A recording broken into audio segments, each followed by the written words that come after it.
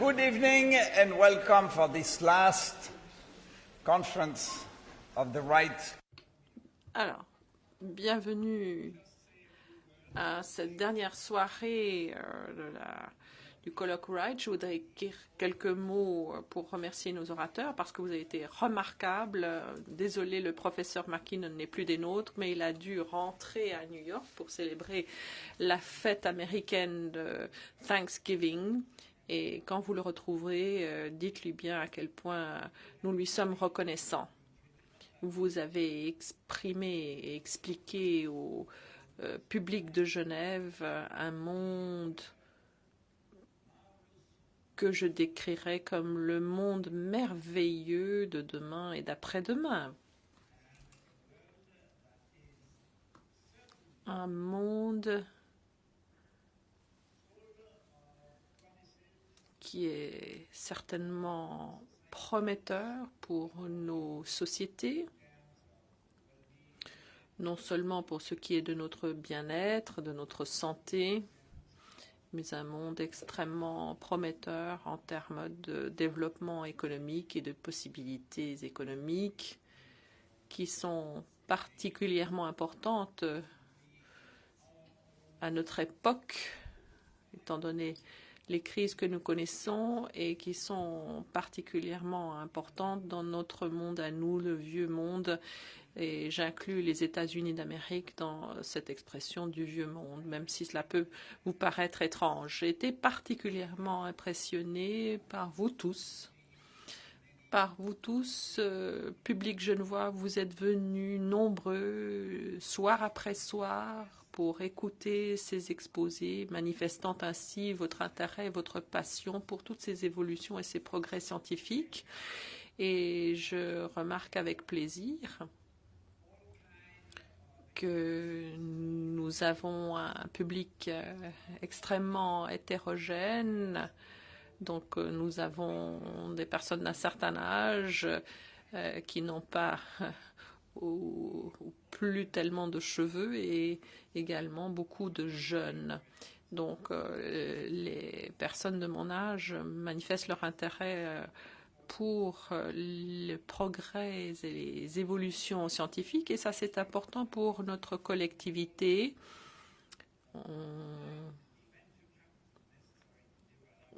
Peut-être parce que c'est vrai, peut-être les plus âgés d'entre nous seront prêts à investir dans la science, mais nous sommes heureux également de compter parmi nous des jeunes participants, puisque ce sont eux qui seront chargés de développer les applications des résultats de la recherche fondamentale pratiquée par nos orateurs. Je ne vais pas trop m'étendre sur la question parce que nous attendons avec beaucoup d'impatience le dernier exposé de notre lauréat, de notre récipiendaire du prix Nobel, mais j'ai quand même quelques remerciements à exprimer, remerciements aux orateurs, mais aussi à Alan William, qui est le responsable de l'organisation scientifique de ce colloque. C'est lui, le cerveau, la force motrice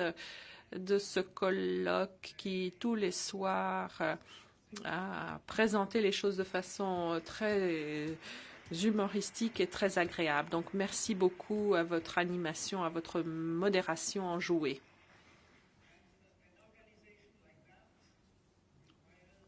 Vous savez, pour organiser ce genre de colloque, il faut beaucoup de moyens logistiques. Donc, encore une fois, je souhaiterais remercier Madame Lozano.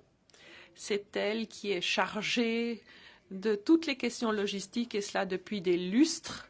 Et je peux vous assurer qu'elle fait cela à la perfection. Tout fonctionne comme une montre suisse. Et elle mérite également nos applaudissements nourris.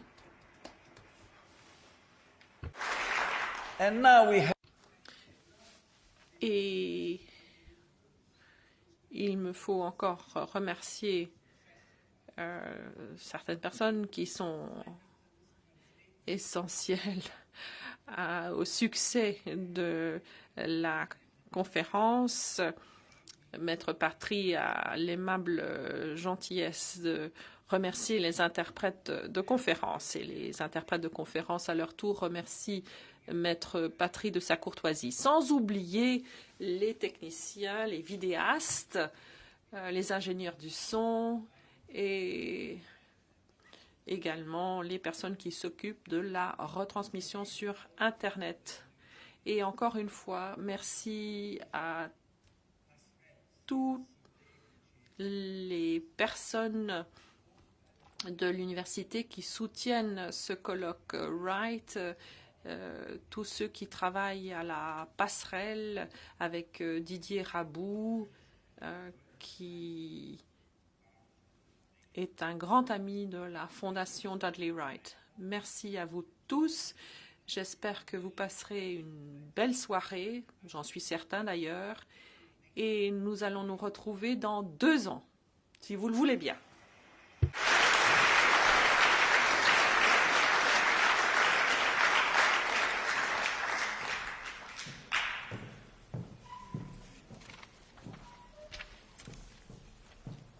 Bonsoir, mesdames, messieurs. Comme vous le savez, le thème de ce soir est le ribosome, cette minuscule machine cellulaire chargée de fabriquer des protéines dans chacune de nos cellules et des petites molécules appelées antibiotiques qui l'empêchent de faire son travail. C'est un grand honneur pour moi de présenter le docteur Venkatraman Ramakrishnan dans le cadre de ce colloque Wright. Les travaux de M. Ramakrishnan sur les ribosomes lui ont valu de recevoir le prix Jantet en 2007 et d'être couronné du prix Nobel en 2009. Parmi les scientifiques, il est connu sous le nom de Venki, et c'est ainsi que je vais me référer à lui. Venki est né dans l'État du Tamil Nadu, au sud de l'Inde, dans une famille scientifique. Son père était un biochimiste renommé et sa mère travaillait à ses côtés en biologie. Elle était titulaire d'un doctorat en psychologie obtenu au Canada, ce qui n'était pas monnaie courante dans l'Inde de l'époque. Déjà tout jeune, Venki accompagnait ses parents dans leur séjour en Australie, aux États-Unis, et y rencontrait des scientifiques de partout dans le monde en visite chez eux en Inde. Donc pour lui, la vie d'un scientifique paraissait tout simplement passionnante. Ce citoyen du monde qui a mené des recherches en Inde, aux États-Unis et en Europe a toute sa vie puisé dans cette dimension internationale de la recherche. Venki a été scolarisé dans l'État de Gujarat, au nord de l'Inde. Comme adolescent, il décida d'étudier la physique car la biologie ne l'intéressait pas. Il a obtenu son bachelor en Inde et, à 24 ans seulement, son doctorat en physique à l'Université d'Ohio aux États-Unis. Ses intérêts scientifiques ont cependant changé pendant sa thèse. C'est en utilisant des méthodes de physique permettant de déterminer la structure tridimensionnelle des complexes cellulaires que Venki s'est découvert la passion pour la biologie. Déchiffrer comment fonctionne le ribosome, une machinerie ultra sophistiquée, présentait pour lui un attrait tout particulier. Venki a mené sa recherche dans divers endroits aux États-Unis avant de s'installer au prestigieux laboratoire de biologie moléculaire à Cambridge, en Angleterre, où il est resté à ce jour. Il y a 13 ans, son groupe a réussi à obtenir la structure tridimensionnelle d'une partie du ribosome. Par la suite, la structure de cette minuscule usine a été décrite dans différents états fonctionnels, ce qui a permis de comprendre comment elles fabriquent des protéines à partir d'un ARN messager avec une telle fidélité. Les ribosomes sont présents dans toutes les cellules. Ceux des bactéries sont toutefois différents des nôtres, ce qui constitue le talon d'Achille de ces microbes. Certains antibiotiques, en effet, ciblent spécifiquement les ribosomes bactériens et bloquent leur fonctionnement. La résistance des bactéries aux antibiotiques actuels est devenue un problème de santé publique et les études de Venki font partie de celles qui vont fournir des pistes pour développer des nouveaux traitements. Donc, c'est avec un très grand intérêt que nous allons suivre votre conférence sur le fonctionnement du ribosome et le rôle de ces petites molécules qui l'empêchent de faire son travail.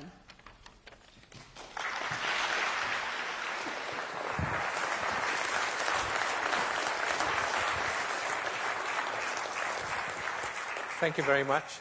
Merci beaucoup et merci de ces aimables paroles d'introduction.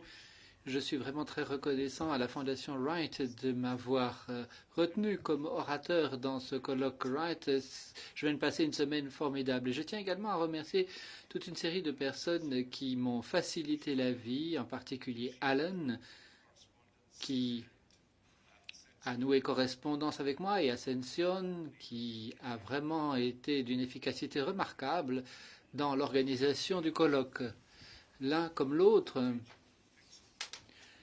ont même réussi à faire réparer une de mes dents que j'avais cassée au moment de mon arrivée à Genève, et j'aurais passé une sale semaine si ça n'avait pas pu être tiré ou résolu. Tout le monde a été extrêmement aimable et hospitalier, donc je vous en remercie chaleureusement. Vous avez peut-être constaté que je vous projette à l'écran des personnes, non pas parce que ce sont des hommes de race blanche européens tous morts, mais parce qu'ils ont aussi un point commun. Et je pense que, puisque vous êtes très intelligents, vous avez déjà tous compris que leur point commun, c'est qu'ils sont morts très jeunes, ils sont morts d'une maladie infectieuse, et d'une maladie ou deux maladies infectieuses dont ils ne mourraient probablement pas à l'heure actuelle. En fait, nous savons que nous aurions pu les guérir s'ils avaient vécu de nos jours. Mais même aujourd'hui,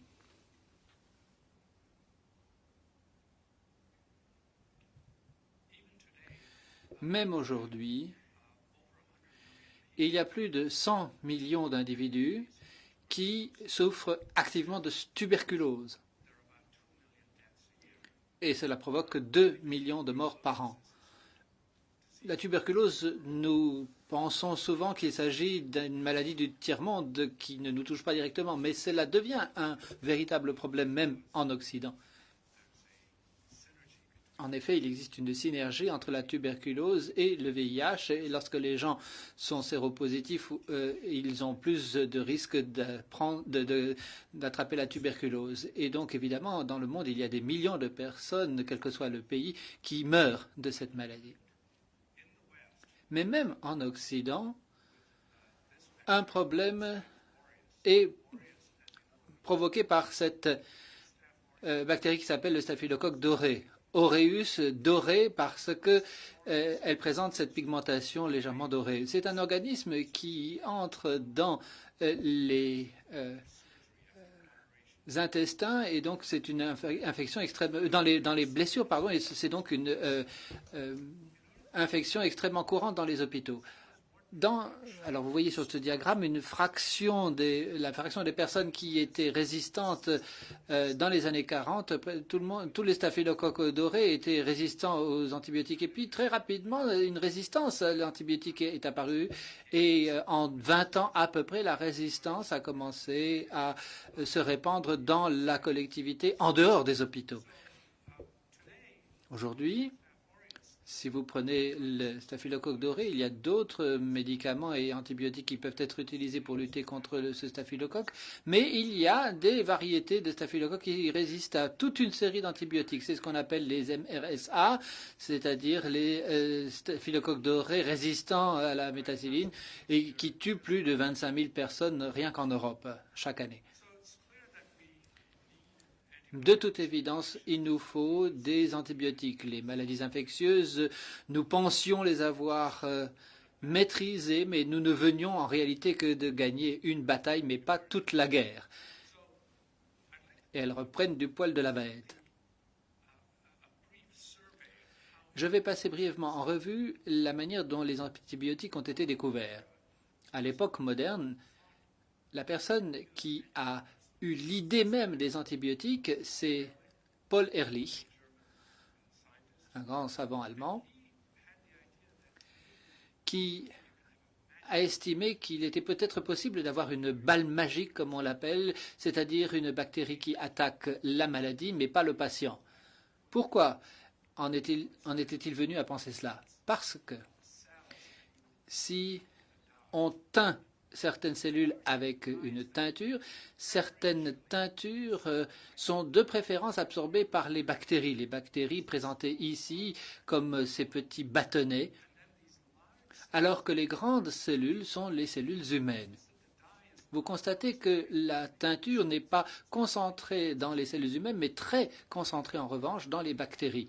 Donc Ehrlich s'est dit, et si la teinture était empoisonnée, la bactérie absorberait de préférence le poison et mourrait, mais pas les cellules humaines, puisque les cellules humaines n'auraient pas absorbé cette même teinture empoisonnée. Donc il a commencé des enquêtes, des études. Il n'a pas eu beaucoup de succès, même si il a réussi à élaborer un composé qu'il a pu utiliser contre la syphilis, mais qui s'est avéré être toxique en soi. D'autres se sont laissés inspirer par Ehrlich, notamment Gerhard Domack, qui travaillait pour une société biochimique et qui donc avait accès à des centaines de milliers de teintures différentes. Et systématiquement, il a fait une étude de ces milliers de teintures, un petit peu comme nous ferions aujourd'hui une enquête auprès de grandes bibliothèques de composés. Et il a trouvé le Protonsil, qui était le premier médicament effectivement efficace contre certaines maladies provoquées par les pneumocoques notamment. À l'époque, si vous vous contaminiez par une infection en jouant dans la boue, par exemple, l'infection pouvait voyager le long de votre bras et vous deviez, dès que l'infection était découverte, souvent vous faire amputer. Donc, Domack a commencé par sauver sa propre fille et empêcher que son doigt ne soit amputé en lui administrant le Protonsil justement au moment où il apparaissait que l'infection commençait à se répandre. Il a eu un peu de malchance à d'autres égards parce que le Protonsil rouge, quelques années plus tard, il s'est avéré que ce Protonsil fonctionnait du fait qu'il se subdivisait au sein de l'organisme en un sulfamilamide qui était incolore, mais qui restait à l'intérieur de l'organisme, ce qui privait son brevet de sa validité. Certaines entreprises ont pu gagner beaucoup d'argent avec le sulfamilamide, mais pas par le biais du brevet. Puisque c'était le précurseur de tous les autres sulfomédicaments, il a reçu le prix Nobel de médecine aux alentours de 1940, si je ne m'abuse.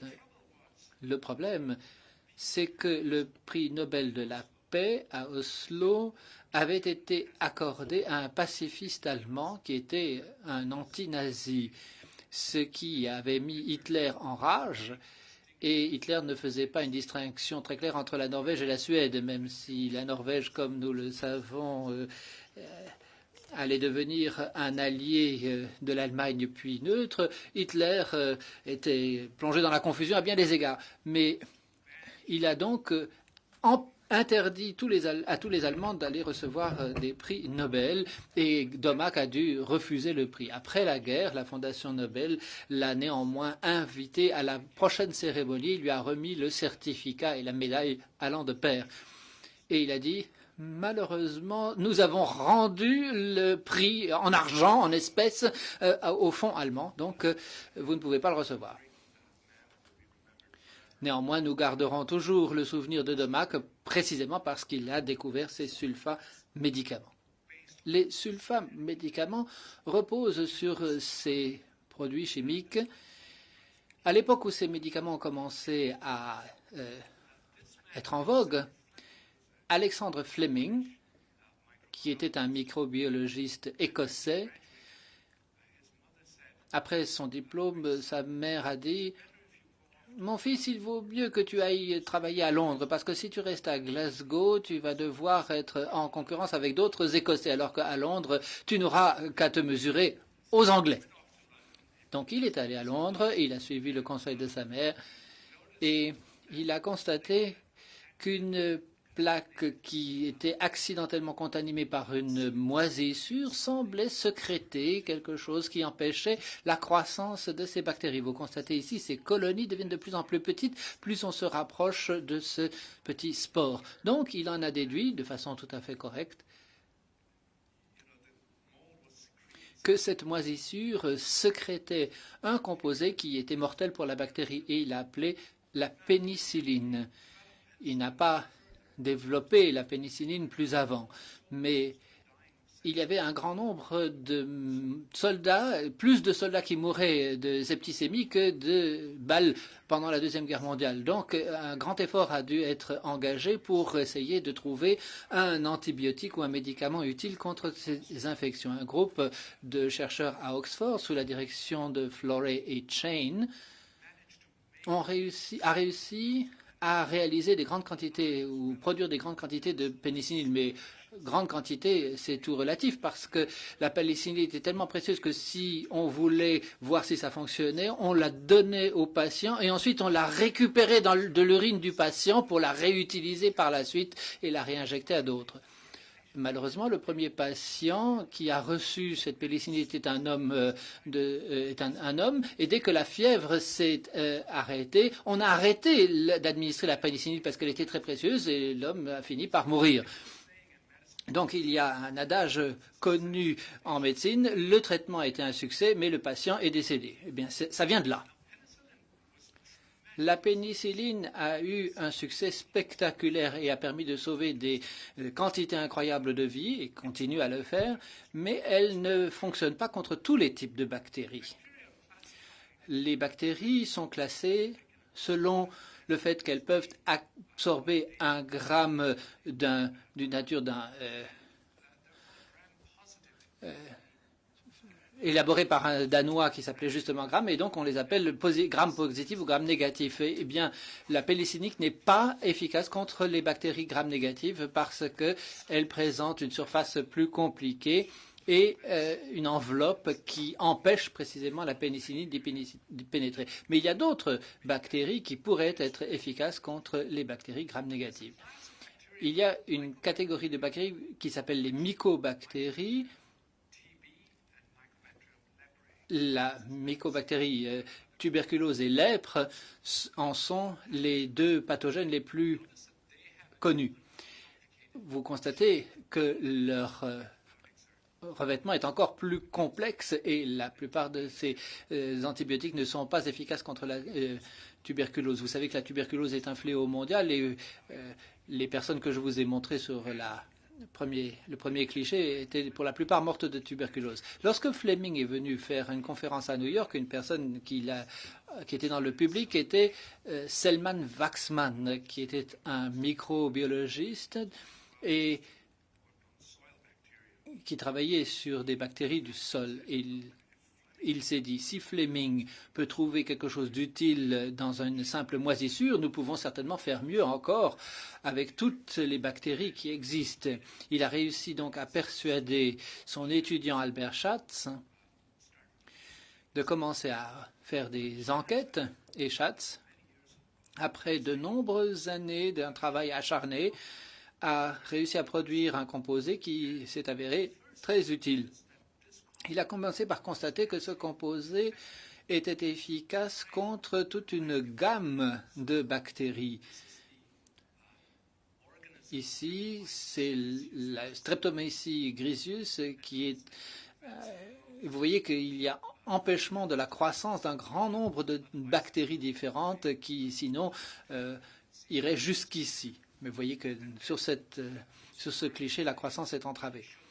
Et surtout, Schatz a montré que des concentrations croissantes de ce composé, quel qu'il soit, qui était sécrété, empêcheraient également la croissance de la bactérie provoquant la tuberculose. Donc, c'est la première fois que l'on a réussi à utiliser de façon efficace un antibiotique contre la tuberculose. Waxman a reçu pour cela le prix Nobel sans Schatz, parce que peu après que toute cette affaire ait été couronnée de succès, il a fini peu à peu par cesser de mentionner le nom de Schatz dans toutes ses conférences, à tel point que Schatz a même dû engager un procès contre Waxman pour obtenir le crédit qui lui revenait. Il a gagné son procès et Waxman a été obligé de reconnaître que Schatz était un co-découvreur de la streptomycine. Mais hélas, c'est vrai encore aujourd'hui, si vous commencez à vous battre contre votre professeur et que vous cherchez une place ailleurs, les gens vont demander des références à votre professeur et évidemment, vous n'en obtiendrez pas de très bonnes. La leçon à tirer de tout cela, c'est que les professeurs doivent faire preuve de bonne grâce et ils n'ont absolument rien à perdre en reconnaissant le rôle de tous ceux qui travaillent avec eux. D'ailleurs, ça ne fait que rejaillir sur leur grandeur en réalité. De nombreux antibiotiques. Donc, cela a incité beaucoup de chercheurs à faire des enquêtes généralisées pour en trouver d'autres. Et l'on a commencé à faire des études pour trouver toute une série d'antibiotiques tels que ceux que vous voyez à l'écran. Et il s'est avéré que toutes ces catégories d'antibiotiques bloquaient la production de protéines dans les bactéries, ce qui, bien entendu, pousse à se demander qu'est-ce que c'est que des protéines et pourquoi sont-elles si importantes. En d'autres termes, si on bloque la production de protéines, les bactéries mourraient. Eh bien, comment cela se fait-il et comment les protéines sont-elles faites, parce qu'il faut bien comprendre comment elles sont fabriquées pour comprendre comment on arrive à cesser leur fabrication. Ce qui, bien entendu, nous amène droit au cœur de ce colloque, du thème de ce colloque, c'est-à-dire l'architecture moléculaire. Les antibiotiques sont des molécules et sont fabriqués par des molécules. Donc je vais commencer à vous montrer des molécules maintenant. Les molécules peuvent être montrées de nombreuses manières différentes. Et Rod McKinnon, je craignais qu'il ne me vole la vedette, mais heureusement, ça n'a pas été le cas, a signalé qu'il y avait plusieurs manières de montrer des molécules. Il y a des manières différentes de montrer les individus aussi. Vous savez, je suis ressortissant américain, mais je veux être bipartisan, c'est-à-dire aussi bien républicain que démocrate, en montrant les deux présidents. En fait, j'ai été d'ailleurs logé au même hôtel que la personne qui est ici en haut de l'écran. Bien, merci à la Fondation Wright. Voici un tableau tout à fait réaliste des individus. C'est une photo. Voilà à quoi ils ressemblent effectivement. Mais on peut simplifier cette photo tout en étant toujours capable de reconnaître la personne en question. C'est ce que l'on fait sur cette caricature au milieu. C'est ce que nous appelons un dessin. Et en fait, les responsables de structures moléculaires appellent leurs dessins de la même manière, c'est-à-dire ce sont des représentations simplifiées de la réalité, mais qui restent néanmoins reconnaissables.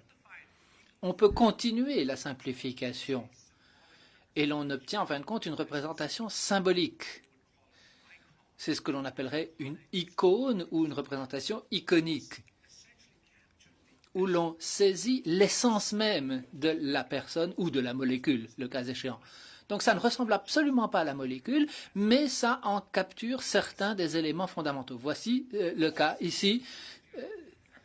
Si vous connaissez un petit peu Doonesbury, qui est un dessinateur très célèbre aux États-Unis, vous aurez reconnu que ça, c'est Bill Clinton. Parce que lorsqu'il était président, il ne pouvait pas se décider facilement. Donc, on l'appelait waffle. C'est en réalité une gaufrette, c'est-à-dire quelque chose qui peut tomber d'un côté ou de l'autre selon le vent. Et c'est une petite métaphore pour quelqu'un qui n'arrive pas à se décider. Alors que ici, ça repose sur un texan, parce que il y a un adage texan qui dit c'est un chapeau, mais il n'y a rien dessous. Donc c'est George Bush. De la même manière qu'on représente les personnes de façon différente, on peut représenter les molécules de façon différente, parce que les molécules sont généralement des structures qui se composent de motifs qui sont reliés d'une façon particulière par le biais de liaisons. Et on peut donc montrer les molécules de façon extrêmement détaillée en représentant par des sphères les atomes.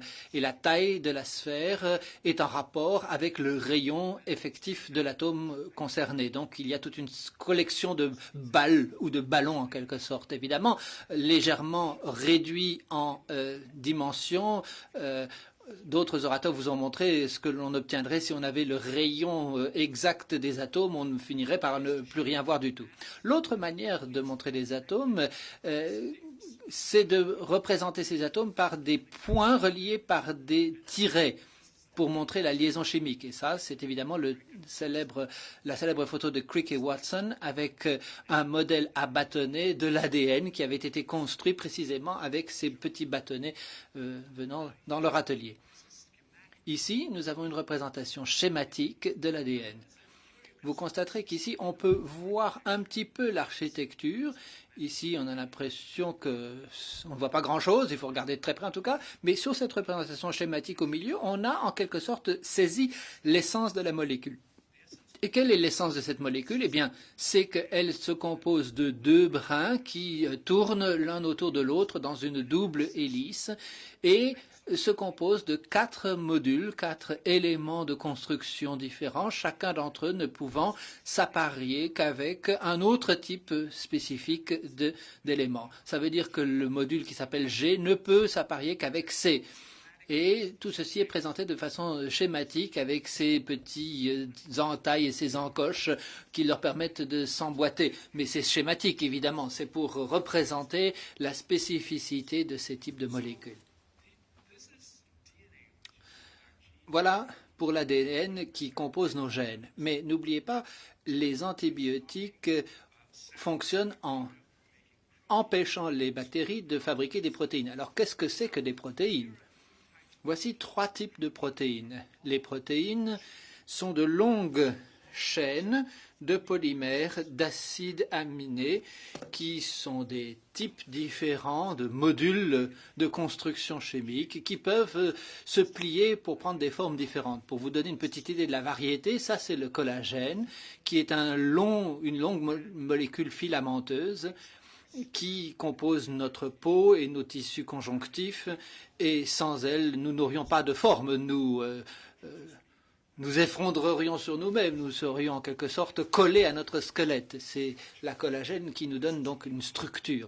Ça, c'est l'hémoglobine, une des toutes premières protéines dont la structure a été dégagée par Max Perutz, qui a été un fondateur de l'institut où j'ai travaillé. En fait, c'était le directeur de thèse de Francis Crick. Donc ça, c'est l'hémoglobine qui transporte l'oxygène de nos poumons vers nos muscles lorsque nous en avons besoin. Et ça, c'est la rhodopsine qui est à l'intérieur de la membrane ou de l'enveloppe. Vous avez vu bon nombre de ces types de protéines dans le discours de Rod McKinnon. Mais cette protéine est dans la membrane et détecte la lumière. Donc, c'est une protéine qui est dans la membrane de notre œil et c'est la raison pour laquelle vous pouvez voir l'écran. Parce que la rhodopsine dans l'œil détecte la lumière et envoie des signaux correspondants de façon indirecte au cerveau. Comment ces protéines sont-elles fabriquées?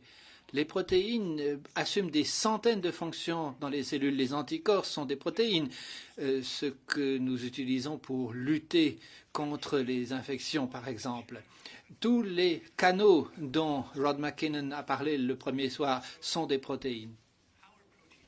Comment les protéines sont-elles fabriquées? Eh bien, les protéines sont fabriquées par le biais d'informations qui figurent dans nos gènes. Pour comprendre ce que sont les gènes sont faits d'ADN. Vous constatez que les gènes sont fabriqués et se composent de deux brins qui se rassemblent en double hélice avec 4 types d'éléments modulaires qui s'apparient de façon très spécifique l'un avec l'autre. Or, ceci est représenté de façon schématique comme des espèces de choses qui s'emboîtent. Celui-ci, par exemple, ne s'emboîte qu'avec quelqu'un, le vert ne s'emboîte qu'avec le bleu et le rouge ne s'emboîte qu'avec le jaune. Mais si vous voulez regarder ça dans le détail sur le plan chimique, voilà exactement à quoi cela ressemble. Ce sont ces groupes chimiques et leur appariement, c'est ce que nous appelons les paires de bases, c'est-à-dire les interactions spécifiques entre ces éléments. Le gène, un G par exemple ne reconnaît qu'un C. Les groupes ne reconnaîtront pas ainsi les groupes A ou T. Et c'est ainsi que l'hélice se formera. L'hélice n'est pas simple, elle se compose d'un arrangement alternatif de sucre et de phosphate. Des sucres et des phosphates qui sont reliés, et chacun des éléments sucre est relié à 4 types de bases. Le fait est que ces bases se présentent dans un ordre particulier. Ces bases, ce sont des lettres d'un alphabet et elles forment une phrase qui se compose d'une succession de lettres, mais avec un alphabet qui ne comporte que 4 lettres au total. Voilà de quoi est formé notre ADN, ces 2 brins hélicoïdaux. Prenons un de ces brins, copions-le dans une molécule que nous appellerons ARN, c'est-à-dire l'ARN messager, parce qu'il comporte et transporte le message venant du gène. Mais cet ARN messager est très semblable, puisqu'il est composé également de sucre, de phosphate, etc. C'est donc un polymère, exactement comme l'ADN, avec une petite différence, subtile mais importante, c'est qu'elle présente la même séquence de bases, alors qu'il y a 4 types de bases. Vous vous souvenez que je vous ai dit que les protéines étaient des chaînes d'acides aminés. Eh bien, ce sont des types de polymères tout à fait différents qui sont reliés par des liaisons peptides. Vous constatez qu'il n'y a pas de sucre ou de phosphate ici, et qui se composent de 20 types d'éléments modulaires différents, basés sur ces groupes, en fonction de ces groupes chimiques qui sont attachés à chacun des acides aminés. Donc ceci, c'est une phrase, certes, mais composée d'un alphabet à 20 lettres. Et donc il faut passer de cet alphabet à 4 lettres à cet alphabet à 20 lettres. En plus, ce polymère, lorsqu'il est fabriqué, se plie et prend l'une de ces nombreuses formes dont nous avons parlé. En fonction de la séquence exacte, la forme prise sera particulière, ce qui aboutira à une fonction particulière. Et c'est la raison pour laquelle certaines protéines transportent l'oxygène, d'autres forment la peau, d'autres sont des anticorps, d'autres encore détectent la lumière ou conduisent le potassium à travers nos membranes et ainsi de suite. Comment tout ceci fonctionne-t-il? On a constaté dans les années 50, que si on réalisait des protéines nouvellement synthétisées dans les cellules, elles se localiseraient sur ces endroits à l'intérieur des cellules. Et lorsque l'on a isolé ces endroits, on a constaté que c'était des particules elles-mêmes composées d'ARN et de protéines. Donc, celles qui fabriquaient les protéines étaient elles-mêmes fabriquées à partir de protéines. C'est un paradoxe sur lequel je reviendrai plus tard. Ces particules, comme on le voit, se composaient de 2 sous-unités, une grande et une petite. Et c'est vrai de tous les organismes. On les a appelés ribosomes parce qu'elles étaient fabriquées à la fois de ARN, acide ribonucléique, et de protéines. Et étant donné qu'on les voyait pour la première fois comme des particules à l'intérieur de la cellule et qu'elles avaient été découvertes par des biologistes de la cellule et pas par des microbiologistes, on leur a donné le suffixe some parce que some, ça signifie particule. Donc voici le ribosome des bactéries. Et vous constatez que le ribosome lui-même est une molécule extrêmement complexe composée de plus petites entités, un grand nombre de protéines différentes et de grands morceaux d'ARN, à peu près 2 tiers d'ARN en masse. Mais tout l'ensemble se compose d'à peu près 50 protéines qui réalisent les deux sous-unités qui elles-mêmes se rassemblent et prennent la forme que vous voyez en bas. Comment est-ce que cela fonctionne? Il se trouve qu'il y a une molécule adaptatrice qui amène les acides aminés.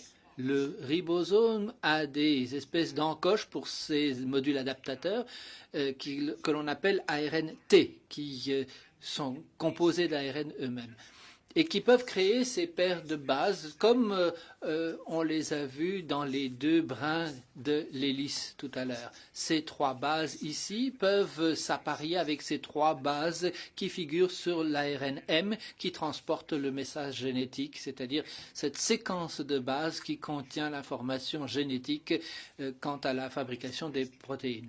Le ribosome lit l'information et compose une protéine à partir de cela. Donc ça, c'est le premier ARNT qui apporte le premier acide aminé. Et ensuite, il y a un deuxième ARNT qui intervient. Et ça n'est que si l'appariement est correct que le ribosome reliera ces deux acides aminés l'un avec l'autre. Si ça n'est pas le cas, eh bien, l'ARNT partira, d'autres ARNT arriveront, et cela ainsi de suite, jusqu'à ce que l'on ait les bons appariements. Et c'est la raison pour laquelle il y a synthèse de tout ceci selon les spécifications indiquées par le gène. Vous constaterez que le ribosome doit se déplacer, il le fait en 2 temps. Et ensuite, on voit le troisième triplet arriver dans ce site. Donc le troisième ARNT peut arriver. Et là encore, il faut que ça soit le bon, parce que sinon, il repart. Et si c'est le bon, il y aura appariement ou liaison entre le deuxième et le troisième acide aminé. Vous voyez ce qui se passe? Il y a lecture d'une longue série de bases, de paires de bases, et ensuite, selon les spécifications, il y a création de liaisons entre les acides aminés. Quand tout est terminé, le gène a été lu et le polymère a été composé, la chaîne d'acides aminés a été composée, vous obtenez la protéine. Alors évidemment, ça c'est un dessin extrêmement simplifié. Je vous avais parlé de la représentation des molécules et la RNT ne ressemble en rien à cela. Ça a été découvert dans les années 70. C'est la structure, voilà à quoi elle ressemble. Et ça encore, c'est une représentation simplifiée. Ici, vous voyez le triplet des bases qui s'accouplent avec les paires de bases de l'ARN messager. Et si vous voulez encore quelque chose de plus graphique, voilà à quoi cela ressemble. Voici ce qu'on a découvert avec la cryoélectroscopie, qui est une technique de plus en plus utile. Vous voyez où le message génétique se lie à cette petite sous-unité et ces groupes de 3 bases qui interagissent avec les bases ARNT se trouvent ici et là. Cette ARNT tient la chaîne croissante des acides aminés. Et ici, voici le nouvel acide aminé qui est amené et qui doit correspondre à ce triplet. Et s'il y a une bonne correspondance, il y aura une liaison entre cette chaîne qui ne cesse de grandir et le nouvel acide aminé. Donc, on rajoutera un acide aminé à la chaîne et c'est ainsi que la chaîne va se développer et grandir. Et c'est ainsi que le ribosome continuera à fabriquer de la protéine. Donc, les antibiotiques bloquent ce processus d'une façon ou d'une autre. Alors, si vous voulez vraiment comprendre comment les antibiotiques bloquent ce processus, il vous faut comprendre la chose suivante. À quoi ressemble cette machine au niveau atomique et voir un peu comment les antibiotiques interagissent avec cette structure atomique. Ensuite, il faut se poser la question suivante. Comment déterminer à quoi ressemble une structure atomique? Alors, qu'est-ce que vous allez faire? Si vous voulez regarder un objet dans tous les détails de cet objet, vous prenez cet objet et vous allez en fait le placer devant un objectif agrandissant. Et qu'est-ce qu'on fait en ce faisant? eh bien, vous récupérez des rayons qui sont dispersés à partir de l'objet et il y a une recombinaison de ces rayons qui vous donne une image. À cet instant même, vous êtes en train de récupérer des rayons dispersés de l'écran et le cristallin dans votre œil est en train de recombiner ces rayons pour former une image dans votre rétine. Ça peut être quelque chose de plus petit que l'objet, comme l'image sur votre rétine. Votre rétine a cette taille et cet écran est énorme. Donc, pour un télescope ou pour votre œil, vous êtes en train de voir une version miniaturisée. Mais si vous avez une loupe ou un microscope, vous allez voir un fort agrandissement de cette image. Il y a une règle en physique qui dit que vous ne pouvez pas voir les détails qui sont plus petits que la longueur d'onde de la lumière que vous utilisez. La lumière a une longueur d'onde et nous l'avons compris suite aux différents exposés qui nous ont été faits entre 400 et 700 nanomètres. D'accord?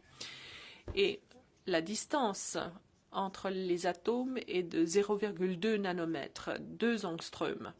Donc la lumière est 1000 fois plus grande que la distance entre les atomes. Donc vous n'allez pas pouvoir utiliser la lumière pour étudier la structure atomique. Comment est-ce qu'on y arrive?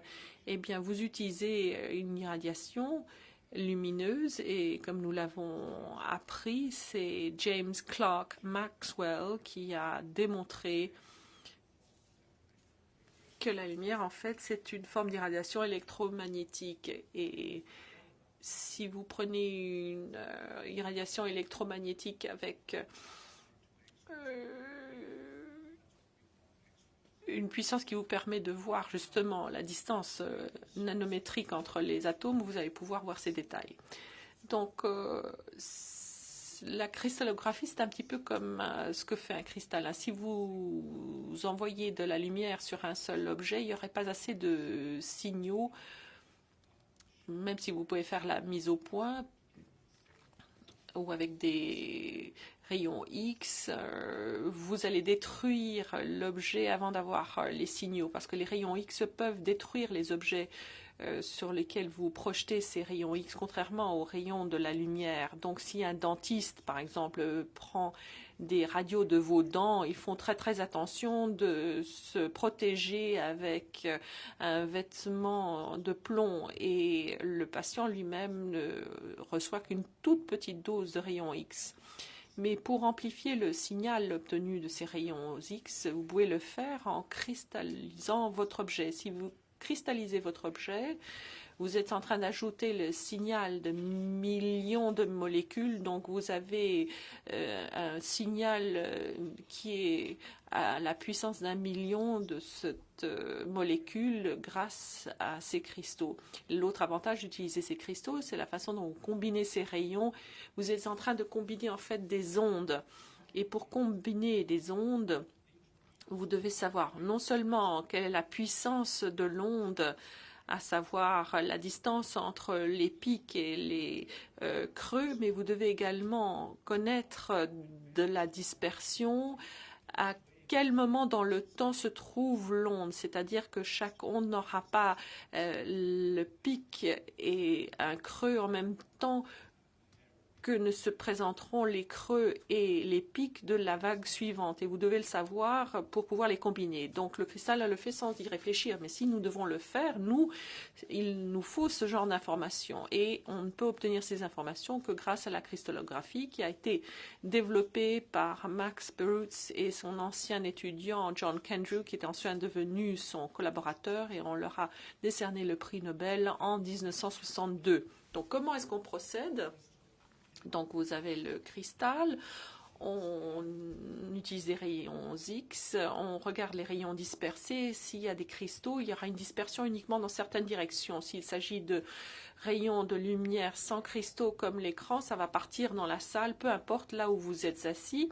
Mais si c'est un cristal, il faut vous rester dans certains endroits précis pour voir ce que cela donne. Sinon, vous ne verrez rien. Alors, ce que vous voyez à ce moment-là, ce sont ces rayons dispersés qui sont concentrés sous forme de points. Et avec un ordinateur, vous faites ce que fait le cristallin. c'est-à-dire que vous allez les recombiner pour avoir une image. Et c'est comme cela que vous voyez la structure atomique d'une molécule. Et c'est une méthode dont on célèbre le 100e anniversaire de l'invention parce qu'elle a été découverte. Le fait que les rayons X sont des ondes a été découvert par von Laue au printemps 1912 et en novembre 1912, un doctorant de 20 ans qui s'appelait Lawrence Bragg a montré que ces rayons X se concentreraient dans différents endroits, des points, et qu'on pourrait déterminer des structures à partir de ces points. Et ensuite, l'année suivante, avec son père, il a pu déterminer la structure de molécules simples telles que le sel et différents minerais avec l'aide de son père, mais enfin, c'est lui qui avait les idées. Et 3 ans après, il s'est vu décerner le prix Nobel à l'âge de 25 ans. C'est un record. Je crois que c'est le plus jeune prix Nobel de tous les temps. Et il y a 2 semaines, j'ai fait une présentation à Cambridge pour célébrer le 100e anniversaire de la découverte de ce jeune scientifique. Donc, Ionat et Whitman, en 1980, ont obtenu les premiers cristaux en 3 dimensions de ces sous-unités ribosomales. C'est 1,5 million de Dalton de poids moléculaire. Donc, c'était quand même quelque chose d'assez remarquable. Et ensuite, quelques années plus tard, un groupe russe a cristallisé les petites sous-unités, les grandes sous-unités. Alors, ces cristaux n'étaient pas assez bien organisés parce que ce sont des arrangements en 3 dimensions de molécules. Donc, pour que ce soit bien organisé, chaque molécule doit se trouver dans la même orientation.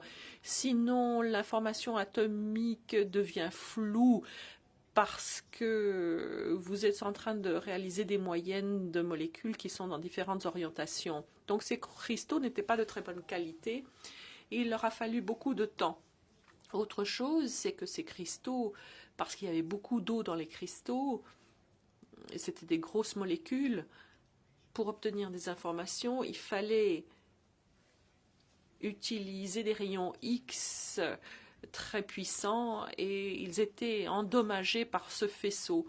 Donc il y a eu une technique qui a été développée, la cryocristallographie. Donc on refroidit ces cristaux à la température de l'azote liquide et après avoir étudié beaucoup d'autres espèces, le groupe de Ionat a démontré que vous pouvez en fait trouver des cristaux qui étaient suffisamment de bonne qualité pour résoudre le problème de la structure atomique. Mais ça a été très long comme processus parce qu'il fallait savoir à quel moment se trouvaient ces points dans les ondes et ça a été résolu beaucoup plus tard.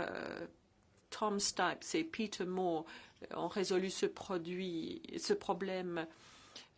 Et là aussi, il s'est vu décerner le prix Nobel pour ses efforts. Donc, en plus des cristaux, il vous faut des sources très puissantes de rayons X. Et voici les sources très puissantes que nous utilisons.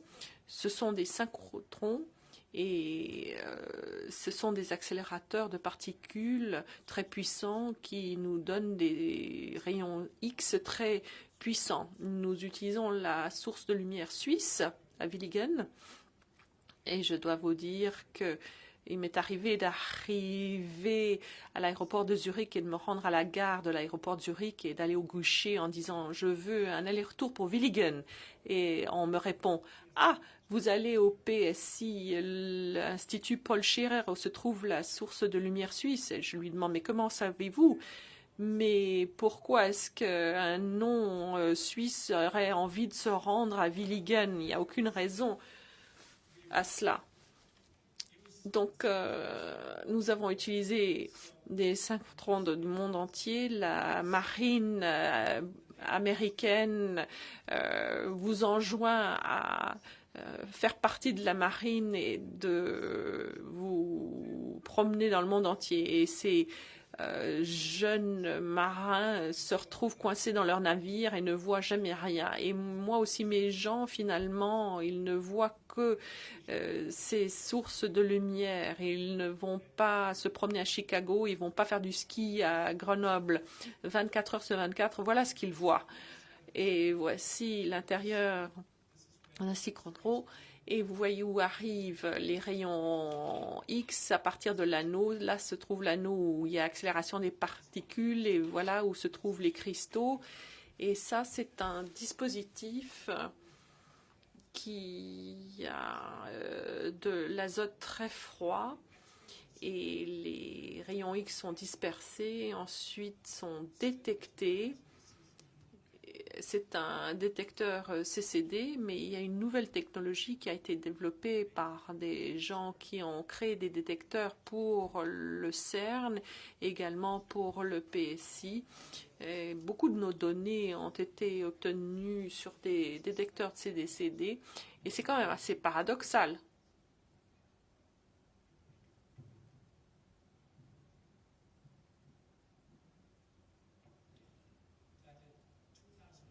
En 2009, le prix Nobel de physique 2009 a été donné à 2 personnes pour leur détecteur CDCD et donc les chimistes ont dû remercier les physiciens parce que c'est grâce à leur invention qu'ils ont pu eux aussi obtenir leur prix Nobel.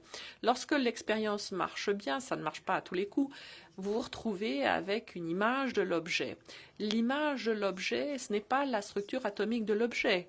C'est simplement une image de l'objet, ce à quoi ressemble l'objet. Et ensuite, vous devez l'interpréter pour obtenir une structure atomique. Voilà ce que vous obtenez. Ça ressemble à cela. Alors, ça ne vous dit pas vraiment où se trouvent les atomes. Vous devez découvrir où se trouvent les atomes à partir de ce résultat. C'est un petit peu comme résoudre un puzzle en 3 dimensions assez compliqué, mais il y a quand même des choses différentes par rapport à un puzzle normal. Premièrement, c'est une véritable expérience, et dans une véritable expérience, il y a des erreurs. Imaginez que vous trompiez en fabriquant ce puzzle à l'usine et qu'il y a eu mal donne et qu'il y a des morceaux du puzzle qui font partie de votre puzzle mais qui ne viennent pas de votre puzzle, qui n'appartiennent pas à votre puzzle. Et il y a des pièces manquantes à votre puzzle. C'est cela à quoi ressemble une vraie image parce que il y a des erreurs dans votre expérience, il y a d'autres pièce qui manque, pas simplement parce que la molécule n'est pas statique, elle est en train de se déplacer, donc c'est flou, vous ne voyez pas, ou parce qu'il y a eu simplement une erreur. L'autre problème, c'est que ça se passe en 3D plutôt qu'en 2D, comme un puzzle. Et nous savons que la plus grande différence est la différence la plus importante. Quand vous allez acheter un puzzle, très gentiment, on vous donne la réponse parce que vous avez l'image sur la couverture de la boîte. Donc, vous savez à quoi ça doit ressembler. Mais dans une expérience comme celle-ci, on ne sait pas à quoi ressemble l'objet. Donc, comment faire ? Alors, comment est-ce qu'on fait pour faire un puzzle? Ceux qui ont des puzzles savent très bien comment ça se passe. On commence à trouver tous les morceaux avec des coins, parce qu'ils forment le coin du puzzle. Et on part de l'extérieur, une fois qu'on est en extérieur, et puis on commence à remplir le milieu avec les morceaux que l'on arrive à reconnaître très facilement et on laisse pour la fin les choses les plus vagues, comme le ciel, etc. Et c'est ce qu'on fait. C'est exactement comme cela qu'on procède. Donc vous voyez ce qui se passe, vous voyez une espèce de motif que vous reconnaissez et on voit une chaîne assez régulière, on voit ces bosses qui sont liées par ces liens et puis il y a des protubérances. Et ici, ce qui est assez intéressant, de l'autre côté, vous voyez une autre caractéristique avec une certaine régularité, des petites bosses, intervalles réguliers. Si vous savez ce que vous êtes en train de faire, si vous y connaissez, vous reconnaissez cela comme étant de l'ARN double hélice. Donc ça, c'est du sucre, phosphate, et voici les bases. Donc vous voyez ici que vous êtes en train de remplir la densité électronique ou l'image avec votre interprétation de ce qui constitue cette image, c'est-à-dire la structure atomique. Et donc, voilà, vous êtes de l'autre côté. Maintenant, qu'est-ce que vous avez fait finalement? Vous avez converti, traduit une petite partie de l'image en une structure atomique. Vous l'avez interprétée en structure atomique. Alors, vous devez comprendre où se trouve cette pièce dans l'objet. Alors, vous le faites et vous vous rendez compte que cela se trouve dans un coin de l'objet et vous continuez en développant le reste de l'objet en recourant à la technique que je viens de vous exposer jusqu'à ce que vous puissiez replacer tous les éléments que vous trouvez et après, vous avez la structure atomique de votre objet grâce à l'expérience que vous venez d'effectuer. Alors, vous pouvez commettre des erreurs, quelquefois, vous pouvez commettre des erreurs terribles. C'est ce qui se passe, ça arrive. Et ensuite, il faut retirer son article en disant non, non, c'est pas la bonne structure, voilà la bonne structure. C'est ce qui se passe quand vous vous trompez. Mais il y a toutes sortes de tests que l'on peut effectuer pour s'assurer justement que ce sont les bonnes structures que nous présentons. Alors, en utilisant cette méthode en 2000, la structure de la petite sous-unité et de la grande sous-unité du ribosome ont été déterminées.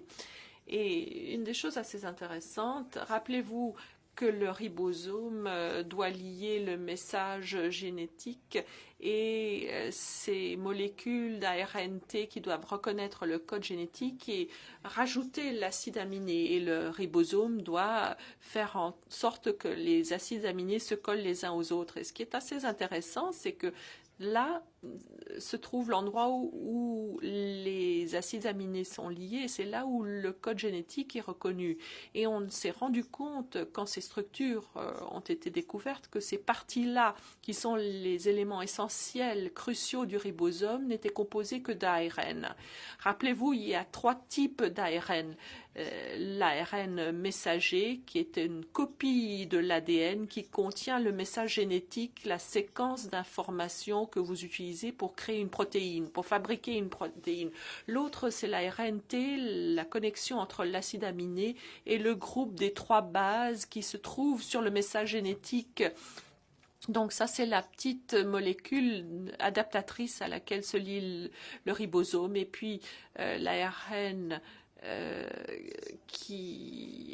donc les 2 tiers en sont constitués. Donc la machine qui fabrique les protéines, c'est l'ARN qui est finalement la chose la plus importante. Il y a de l'ARN dans toutes les unités du ribosome et le ribosome lui-même est fait, les 2 tiers en tout cas, d'ARN, ce qui nous permet de résoudre un paradoxe qui a été proposé pour la première fois par Crick avant qu'il n'ait la moindre idée que l'ARN pouvait faire quoi que ce soit. Il a dit à l'époque, peut-être les ribosomes sont composés de protéines et d'ARN, mais à ce moment-là, il faut se demander d'où vient le premier ribosome, s'il est fabriqué à partir de protéines et qu'ils sont utilisés pour faire des protéines. C'est la question de la poule et de l'œuf. Et peut-être les ribosomes, au tout début, n'étaient faits que d'ARN.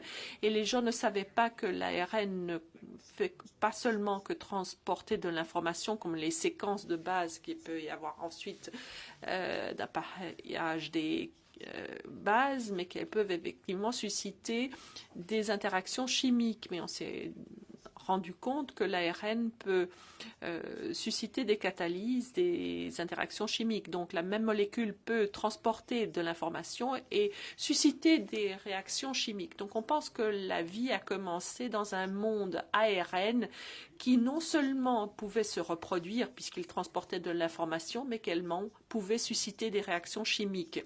Mais ce n'est pas aussi efficace que les protéines. Mais dès que il y a eu l'évolution du ribosome, il a commencé à fabriquer des protéines et très rapidement les protéines ont pris le dessus et ont été responsables de la plupart des réactions dans la cellule. Donc c'est un aperçu de ce qui se passait dans un monde d'ARN. Et voilà à quoi ressemble le ribosome.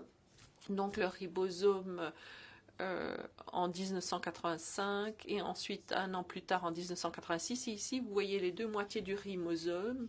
En rose, vous voyez une partie du message génétique et en rouge et en vert, vous avez les molécules ARNT. Donc, à un endroit, ils lisent le message et à l'autre bout, ils sont en train de relier les acides aminés pour fabriquer de la protéine.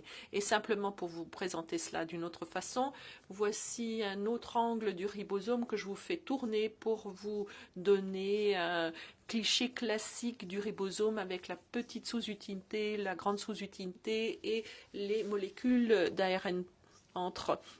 Donc, je vous ai parlé du ribosome, mais j'avais commencé par vous parler des maladies infectieuses et des antibiotiques. Alors, nous avons maintenant la structure atomique du ribosome et dès que nous avons eu cette information, nous avons pu déterminer comment les antibiotiques se lient à ce ribosome. Alors, comment on fait pour prouver cela? On prend le cristal avec l'antibiotique, on résout l'image avec l'antibiotique et on supprime l'image du ribosome et ce qui reste, c'est l'image de l'antibiotique qui est ce petite tache ici et vous pouvez le faire correspondre, cet antibiotique, à l'image. C'est de la spectromycine. En temps normal, vous ne devriez pas le prendre, mais enfin bon, si rien d'autre ne marche, vous devrez le prendre. Vous voyez, cette molécule se lie ici, dans cette toute petite fissure de ce ribosome, et le ribosome doit se déplacer. Je vous montrerai par la suite comment ça se passe, ces mouvements.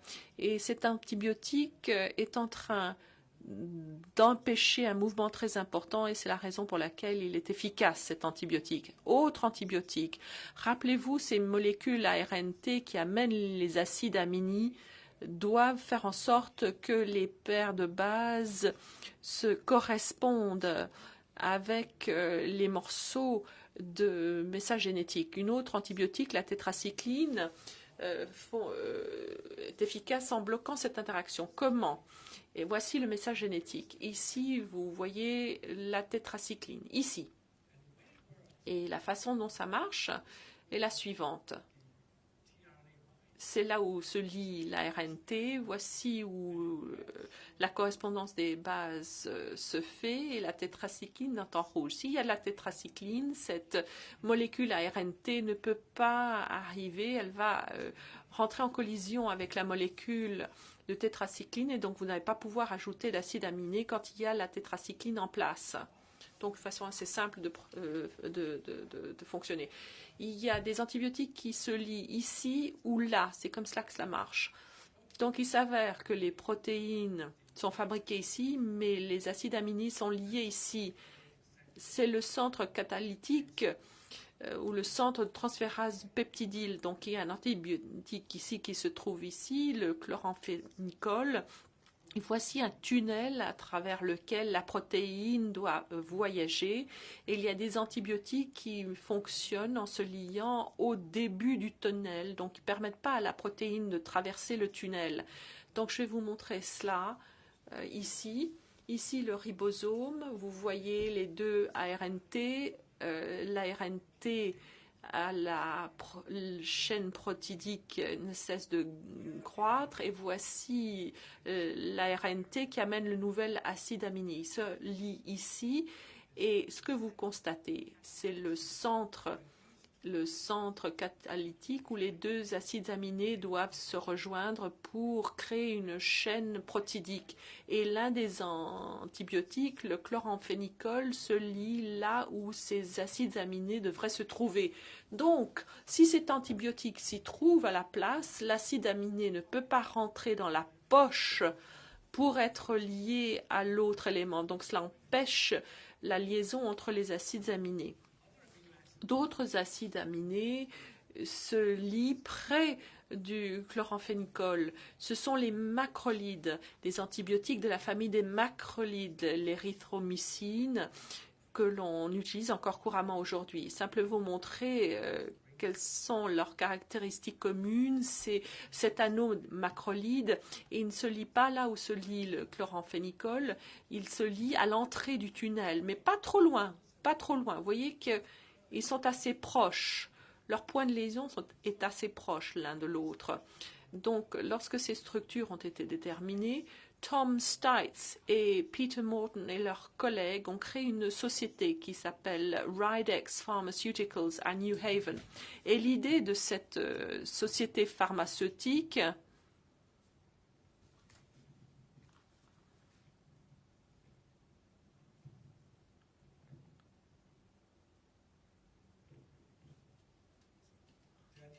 de cette société était d'utiliser ces structures de ribosomes et d'utiliser ces connaissances pour la façon dont fonctionnaient les antibiotiques pour créer de nouveaux antibiotiques qui seraient plus efficaces.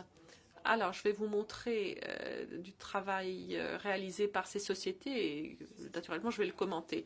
Voici le chloramphénicol. Et voici où se lie l'érythromycine. Vous voyez que les points de liaison ne sont pas très éloignés les uns des autres. Donc il y a des problèmes avec ces deux antibiotiques. Je suis peut-être la seule personne dans cette salle qui a pris du chloramphénicol. Parce que dans les années 50 et au début des années 60, on l'utilisait pour lutter contre la fièvre typhoïde, qui existe souvent dans les pays en développement. Enfin, ce n'est pas sympathique comme antibiotique. Il y a beaucoup d'effets secondaires, c'est assez toxique. Donc, on n'utilise pas de chloramphénicol aujourd'hui de façon courante en raison de ces effets secondaires. Mais les macrolides, il y a beaucoup de bactéries qui résistent aux macrolides, par exemple. Voici des souches de MRSA et des streptocoques pneumoniae en rouge. Cela signifie qu'il vous faut des concentrations tellement élevées que vous ne pouvez pas le faire. Donc, ce sont des souches qui résistent aux macrolides. Donc, vous avez les deux antibiotiques qui ont des points de liaison assez proches qui posent problème. Les deux posent problème. Alors, les gens se sont dit à Ribex, oui, on connaît leur lieu de liaison, on sait qu'ils se lient à des points pas trop éloignés les uns des autres. Est-ce qu'on pouvait trouver une molécule qui se lie aux deux endroits de liaison? Ils ont créé une composée RX2102, c'est une grosse molécule, donc elle va se lier de façon très précise si ça marche, et ça nous permettrait d'éviter les effets secondaires du chloramphénicol. Et s'il y a une résistance ici, ils peuvent s'arranger pour que cette résistance soit surmontée, puisqu'ils savent à quoi est due cette résistance. Donc voilà ce qu'ils ont fait, ils ont synthétisé le composé, puis ensuite ils doivent vérifier si leurs idées sont avérées. Donc ils ont résolu la structure et la molécule s'est liée exactement là où ils l'avaient prédit qu'elle le ferait. Et vous voyez que c'est très efficace pour lutter contre toutes ces souches résistantes aux antibiotiques courants. Formidable. Alors, il n'y a pas que des macrolides et du chloramphénicol, il y a aussi toute une série de catégories d'antibiotiques, les oxazolidinol, la sparsomycine, qui toutes se lient à peu près au même endroit. Donc, en combinaison ces catégories, on pourrait réaliser des types de molécules très différentes occupant plusieurs endroits, peut-être même deux endroits à la fois, ça dépend des réactions chimiques.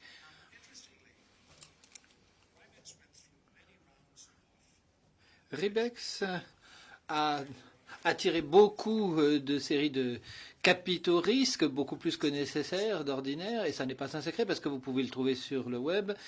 Cette société a même essayé de lancer un OPA en printemps dernier. Et cette OPA a été retirée parce que le prix de l'action que l'on pouvait obtenir sur le marché était bien inférieur à ce que les investisseurs avaient mis dans la société au départ. À peu près à la même époque, une société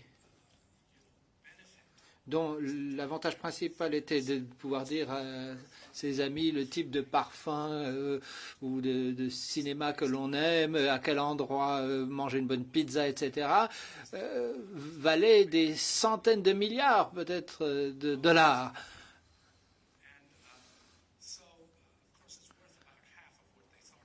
Évidemment, maintenant, elle n'en vaut que la moitié, mais ça ne fait rien. Tout ceci vous montre que un support ou une société qui fait essentiellement de la publicité gagne beaucoup d'argent, alors qu'une autre entreprise qui essaye de fabriquer des médicaments ne vaut même pas ce que les investisseurs ont investi dedans.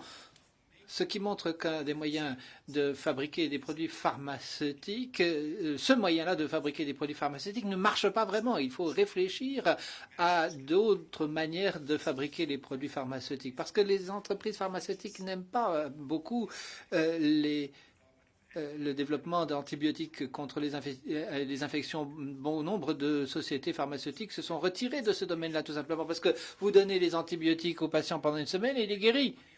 Et ça ne permet pas de gagner beaucoup d'argent. Ce que l'on veut, c'est un comprimé que le patient soit obligé de prendre pendant toute sa vie.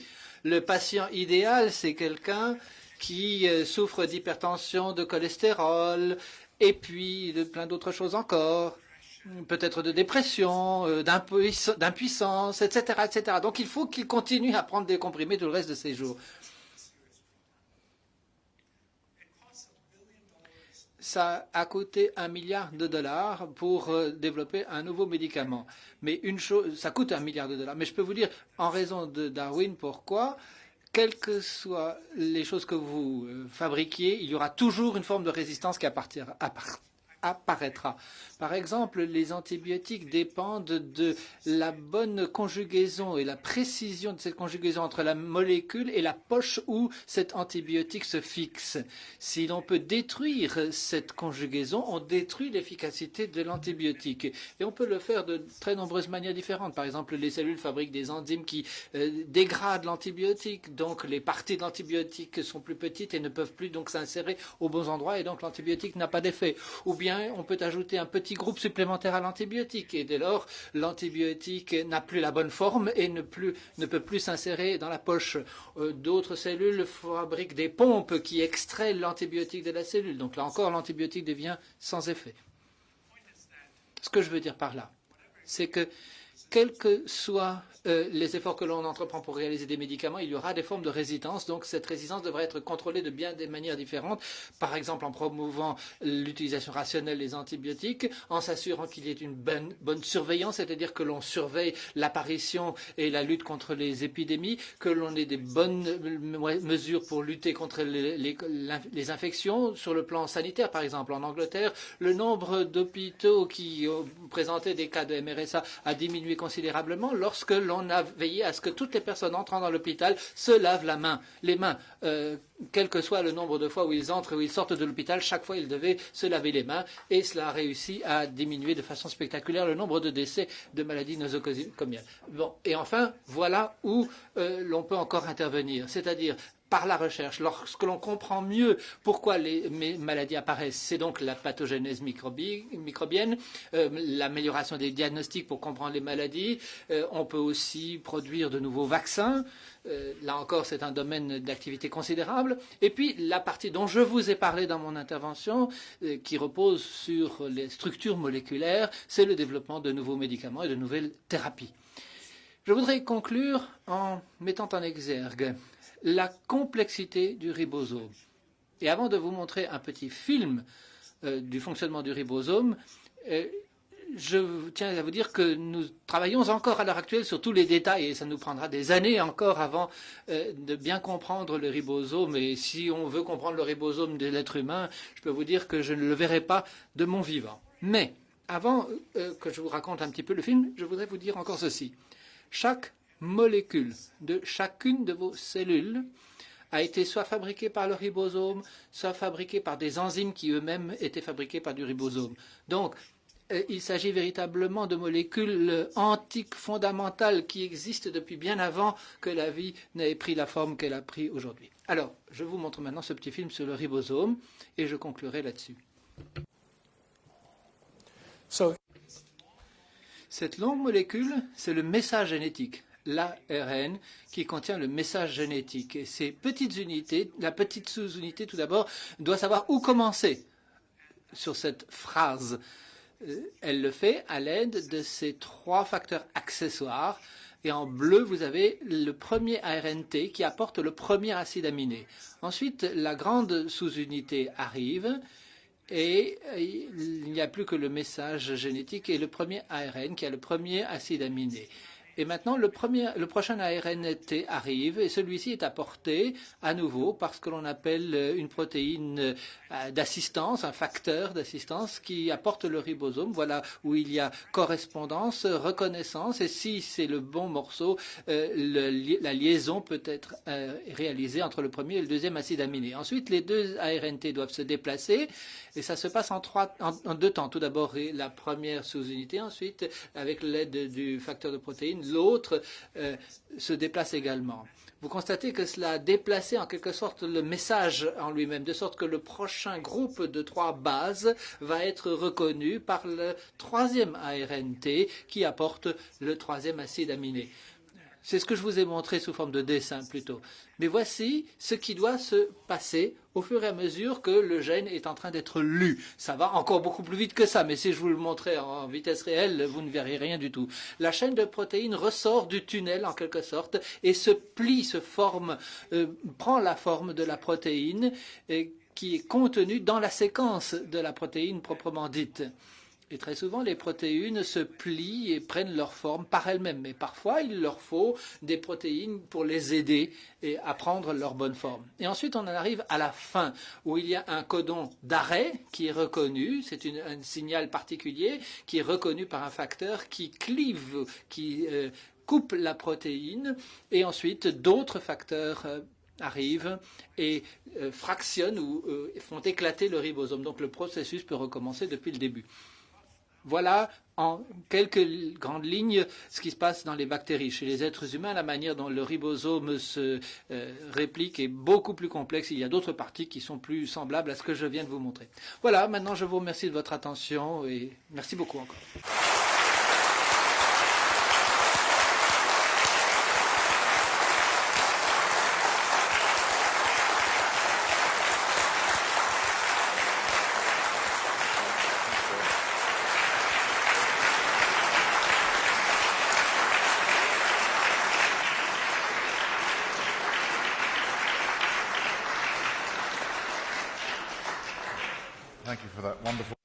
Merci, excellente conférence. C'était la 5e excellente conférence de la semaine.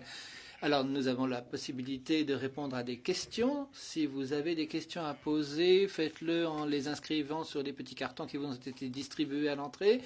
Rédigez votre question en français ou en anglais et les hôtesses sont là pour les rassembler les cartons. Les orateurs vont venir à la tribune s'asseoir et répondre aux questions dans quelques... De nombreuses questions sont posées comme d'habitude et très bonnes. Combien de temps le ribosome prend-il pour fabriquer une protéine? Comment l'ARNT sait-il qu'il doit se rapprocher du ribosome? Et comment le premier ribosome est-il apparu? Les gens ont mesuré la cadence de fabrication des protéines et des bactéries et cette cadence est de l'ordre de 20 acides aminés par seconde. Le ribosome ne fabrique qu'une erreur sur 1000. En d'autres termes, un acide aminé sur 1000 est une erreur. En d'autres termes, c'est un processus extrêmement précis et une machine extrêmement rapide. On peut calculer le temps que cela prendrait pour fabriquer une protéine. Ça dépend de la taille de la protéine, bien sûr, mais en moyenne, disons, si vous avez à peu près 200 acides aminés dans la protéine, ça prendrait une dizaine de secondes. Les ARNT ne savent pas quand pénétrer, ne savent pas quand ils vont rencontrer le bon codon. Le film, comme tous les films, c'est de la fiction. Il y a un petit peu de Hollywood là-dedans. La réalité, c'est que les ARNT entrent et sortent sans cesse du ribosome. Il y a un grand nombre d'ARNT différents et la plupart ne sont pas les bons pour ce groupe de 3 bases en question. Ce n'est que quand le bon ARNT pour le groupe de 3 bases en question arrive qu'il y a modification, ça provoque une modification dans le ribosome qui incite le facteur à libérer l'ARNT pour qu'il puisse entrer dans la poche, etc. et que l'acide aminé s'ajoute. Excusez-moi, quelle était la dernière partie de la question? Il y a combien de temps que le ribosome est apparu? Je n'ai pas de chiffre précis à vous donner, mais ça remonte sans doute à un univers où il n'y avait pas de protéines. Donc c'est plus ancien que les bactéries, les archéas et les autres organismes, le moment où ces organismes ont divergé. Donc c'est très très ancien. Autre question, pourriez-vous intervenir sur le fait que les vaches reçoivent des antibiotiques? Qu'est-ce que cela a comme effet sur l'être humain? C'est une utilisation abusive et épouvantable des antibiotiques. Personnellement, je crois aussi que c'est inhumain d'ailleurs.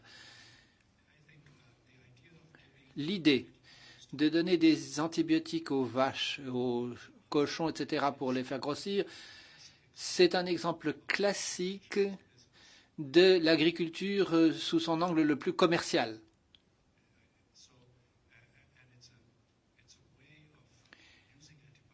C'est un moyen d'utiliser les antibiotiques sans discrimination et qui est susceptible de propager des résistances, des souches résistantes qui elles-mêmes transmettront l'information sur la manière d'être résistante à d'autres souches qui elles-mêmes pourront se répandre, notamment à l'être humain. Et donc, il y a toute une série de raisons pour lesquelles je pense que c'est une très, très mauvaise idée, une très mauvaise utilisation des antibiotiques.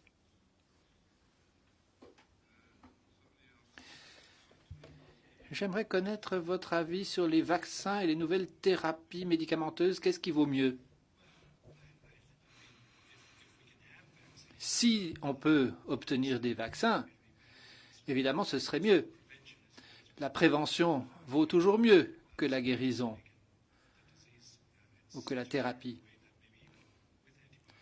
Parfois, les maladies sont si épouvantables que même si on prend des antibiotiques, on risque d'en mourir. Donc la prévention et les vaccins sont donc toujours une meilleure solution. Il n'y a pas une compétition entre les deux. Il y a des fonctions très différentes assumées par les uns et par les autres. Le problème, c'est que pour des raisons que nous ne comprenons pas bien, beaucoup de bactéries ne se prêtent pas à la fabrication de vaccins. Il y a des gens qui travaillent d'arrache-pied pour essayer de comprendre exactement les raisons pour lesquelles certaines bactéries se prêtent à la fabrication de vaccins alors que d'autres non. Je ne suis pas un immunologue, donc je ne peux pas vous donner de réponse sur le plan technique, mais je sais que c'est un énorme problème et qu'il y a beaucoup de chercheurs qui y travaillent. Deux questions interconnectées. Si les bactéries développent des résistances, est-ce qu'il est possible que les bactéries deviennent résistantes à tout? Et une autre personne pose une question sous une forme plus positive. Est-ce que vous pensez qu'un jour, on pourrait réaliser un antibiotique auquel aucun microbe ne résisterait? Eh bien, je réponds à la deuxième question d'abord. Je pense que la sélection naturelle est tellement puissante. L'idée des mutations qui peuvent être sélectionnées sous pression, cette idée est tellement puissante, enfin elle est suffisamment puissante pour avoir créé des êtres humains à partir des toutes premières bactéries, donc c'est quand même pas mal. Ça vous montre la force de la sélection naturelle. Mais elle est tellement puissante qu'il y aura toujours apparition de résistance, il y aura toujours des manières par lesquelles les bactéries trouveront une résistance possible. Certains antibiotiques pourraient retarder cette résistance. On pourrait rendre la résistance plus difficile à acquérir en raison de parce qu'on s'attaquerait à certains centres particuliers. Mais je suis d'avis que finalement, il y aura toujours une forme ou une autre de résistance. De l'autre côté de la médaille, est-ce qu'il pourrait y avoir des bactéries qui résisteraient à tous les antibiotiques connus? Peut-être sommes-nous à la veille d'une telle époque aujourd'hui. Il y a certaines souches de staphylocoque doré qui résistent déjà à tout sauf à un antibiotique. Et il y a un autre type de bactérie qui est résistant à cet antibiotique-là. Donc si les deux venaient à se croiser, ce serait catastrophique. À l'époque où j'étais à Bombay, j'ai ouvert un jour le journal. Et j'ai appris qu'il y avait 7 cas de TDR-TB, c'est-à-dire la tuberculose résistante à toutes les maladies, à toutes les thérapies. 7 cas de tuberculose résistant à tous les antibiotiques connus à Bombay. C'est donc un véritable problème. Et c'est la raison pour laquelle il ne faut pas utiliser les antibiotiques de façon indiscriminée. Il est très difficile de réaliser un nouveau antibiotique. Non seulement ça coûte $1 milliard, mais vous voyez, vous souvenez de la molécule que je vous ai montrée? Nous ne savons pas quels en seraient les effets secondaires, cette nouvelle molécule synthétisée. Tout ce que nous savons, c'est qu'elle tuerait les bactéries résistantes. Mais on ne sait pas ce qui se passerait si l'être humain l'absorbait. Est-ce qu'il y aurait des effets toxiques? Est-ce que ce serait utilisé de façon vraiment efficace? On n'en sait rien. Et ce sont des grands problèmes. Il est donc très difficile de réaliser des nouveaux antibiotiques. C'est facile de détruire des antibiotiques utiles par une utilisation indiscriminée. Par ailleurs, lorsque la résistance apparaît, peut-être faudrait-il interdire l'antibiotique correspondant, c'est-à-dire faire en sorte que cet antibiotique ne soit plus utilisé, et par sélection naturelle, là encore. Parce que pour devenir résistante, la bactérie doit faire quelque chose de plus pour obtenir cette résistance. Ça lui coûte quelque chose. S'il n'y a plus d'antibiotiques, il n'y a plus de pression naturelle pour que la bactérie fasse ce qu'elle est à faire. Et donc, elle perdrait peu à peu cette résistance. Et quelques 10 années plus tard, on pourrait à nouveau réutiliser l'antibiotique. Donc, pour cela, il faut une coordination au plan social, une coordination entre les responsables de la santé publique des divers pays, etc. C'est donc plutôt un problème social qu'un problème scientifique. Une question de nature générale. Est-ce que ces mécanismes sont universels à toutes les formes de vie sur Terre? Est-ce que ces mécanismes sont universels pour toutes les formes de vie sur Terre? Oui. Comme je vous l'ai dit, les ribosomes, du fait qu'ils produisent des protéines, sont essentiels pour toutes les formes de vie. Comme je vous l'ai dit, toutes les molécules des cellules vivantes, y compris toutes les bactéries dans votre organisme, qui sont d'ailleurs bien plus nombreuses que le nombre de cellules humaines, toutes fabriquent des protéines. Et toutes ces protéines sont fabriquées par le ribosome. Même s'il y a des virus qui interviennent dans toutes les cellules, c'est le ribosome qui fabrique les protéines. Donc il ne peut pas y avoir de protéines sans ribosome. Les mécanismes sont extrêmement important. Cela dit, il y a des distinctions entre les organismes plus évolués qui sont légèrement différents, parce que sinon les antibiotiques nous tueraient également. Ces antibiotiques fonctionnent avec des formes de poches différentes. Il y a donc des différences entre les antibiotiques qui sont utiles et ceux qui ne sont pas très utiles, même si la poche est la même. Alors, les mécanismes sont grosso modo les mêmes, mais la manière dont les antibiotiques savent où commencer sur le message génétique est très différente dans les organismes évolués tels que l'être humain par rapport à la bactérie. Un petit peu dans le droit fil de la question précédente, est-ce que les antibiotiques entrent en interaction avec seulement un site? Est-ce que les antibiotiques peuvent interagir avec d'autres sites et comment les modifier? Eh bien, essentiellement, les antibiotiques se lient à un site qui est crucial pour le fonctionnement des ribosomes.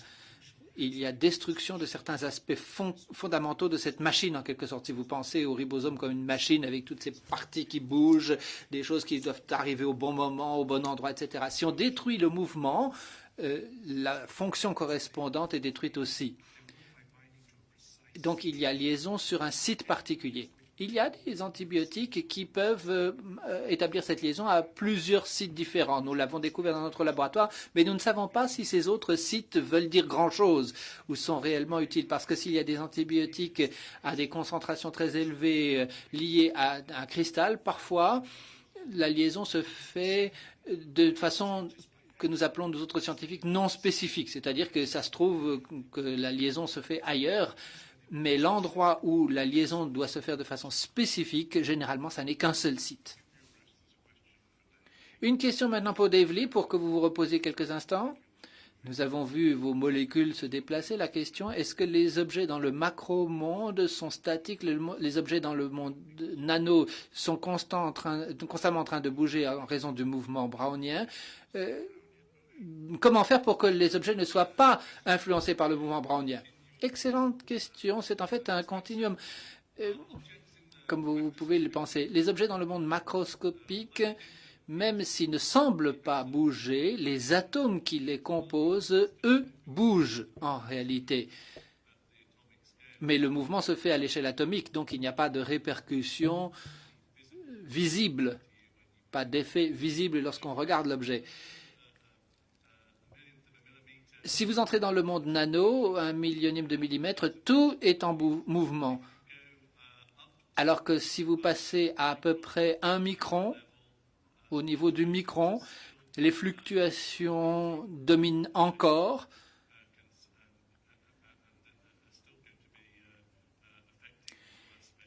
Et elles ont une incidence sur tous les aspects du mouvement. Mais si vous passez à l'échelle du millimètre, alors ça s'arrête. Donc, c'est probablement, la ligne de démarcation est probablement entre 1 micron et un peu moins. C'est là que le mouvement brownien commence à être observé. En fait, il a été observé pour la première fois, comme le nom l'indique, par un savant écossais Brown qui a regardé à travers son microscope et qui a vu qu'il y avait en réalité des mouvements constants. Et c'est la première fois que ce phénomène avait été découvert. Quelqu'un dit ceci. Un grand nombre de groupes de recherche s'intéressent à combiner des molécules pour fabriquer de l'ADN. Pourriez-vous nous dire pourquoi?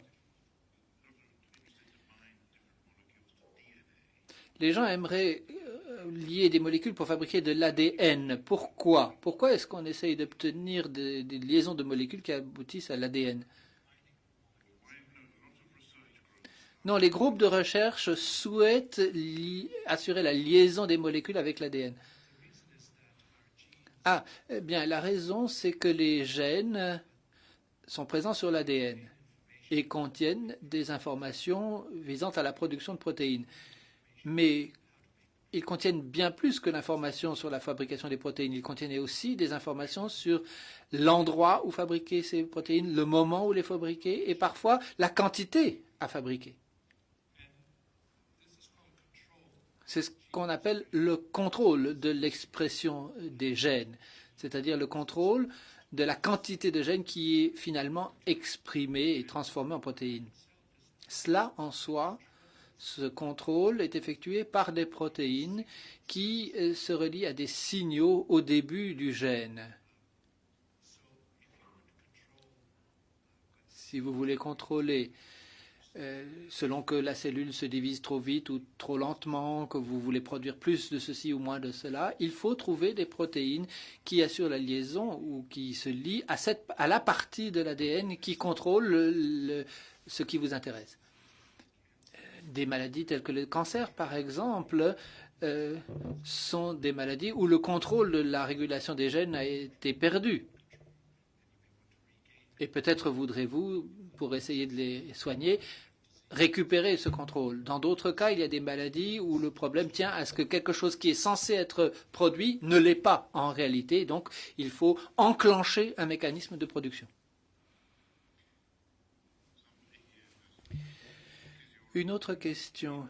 Quel est votre avis des organismes génétiquement modifiés? Est-ce qu'il est risqué de manger, de consommer des animaux qui contiennent des OGM? Je pense que toutes les technologies nouvelles présentent des dangers que l'on peut, le cas échéant, exagérer. Mon sentiment, c'est qu'une personne qui fait du vélo sur une rue, dans une rue, etc., ne devrait pas s'inquiéter des OGM parce qu'il y a des dangers beaucoup plus graves qui le menacent. Le problème, c'est que lorsqu'une technologie est nouvelle, elle se prête souvent à épouvanter le public avec des images du style Frankenstein. Mais en réalité, nous faisons de la sélection génétique des plantes et des animaux depuis des siècles. Toutes les espèces de vaches qui paissent dans les alpages suisses sont le fruit de sélection pendant des siècles pour obtenir une production de lait améliorée, etc. Ou toutes les variétés de blé sont le fruit de sélection. Nous ne mangeons plus l'épeautre qui était consommée au Moyen Âge. Toutes les récoltes ont été soigneusement sélectionnées sur le plan génétique en raison de leur résistance à ceci ou à cela. Et puis, on compare toujours certains dangers théoriques avec la réalité, sans tenir compte des avantages pratiques. Je vais vous donner un exemple. on peut utiliser les récoltes modifiées génétiquement en faisant en sorte que la plante produise un pesticide afin que la plante soit elle-même résistante aux pesticides. Certaines personnes disent c'est épouvantable, c'est affreux, ça peut s'échapper, etc. Eh bien, peut-être dans un univers artificiel, un univers parallèle qui n'existe pas, mais dans l'univers réel, on pourrait utiliser cela, ou bien des pesticides chimiques qui eux-mêmes se retrouveraient dans la nappe phréatique, pollueraient les lacs et les cours d'eau, et ainsi de suite. Qu'est-ce que vous préférez? Avoir une plante qui contient le pesticide à l'intérieur d'elle-même et qui peut résister aux insectes? D'ailleurs, ces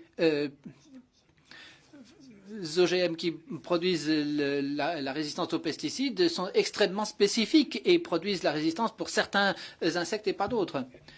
D'autre part, rien ne se passe dans un vide. Toutes les technologies s'appuient sur les précédentes.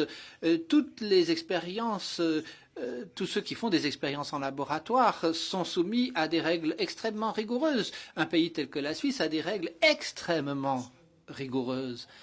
Donc, toutes ces récoltes, toutes ces plantes doivent être testées à l'intérieur de laboratoires, tout d'abord dans un environnement fermé, ensuite dans un champ ou avec des limitations extrêmement rigoureuses et des méthodes très sévères, où la plante a peut-être besoin de certains nutriments et pas d'autres, où elle ne peut, par exemple, survivre qu'au bout d'une génération. Il y a toute une série de garde-fous que l'on peut intégrer. Moi, je crois que l'on devrait tirer parti de la modification génétique, tout en étant prudent, bien entendu.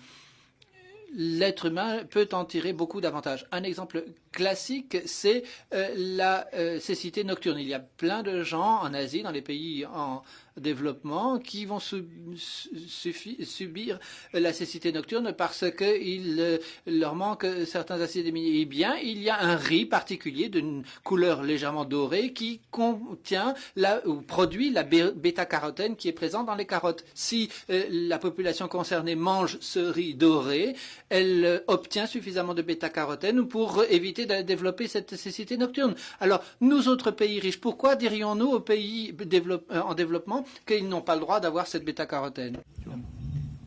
Vous souhaitiez intervenir. Je crois que 75% de canola est fabriqué à partir d'OGM, mais je vous demanderai la chose suivante. En rebondissant sur votre argumentaire que la nature sait développer des résistances, et avec le meilleur herbicide que nous ayons connu, le glyphosate, le Roundup, et puis ensuite on crée des plantes qui sont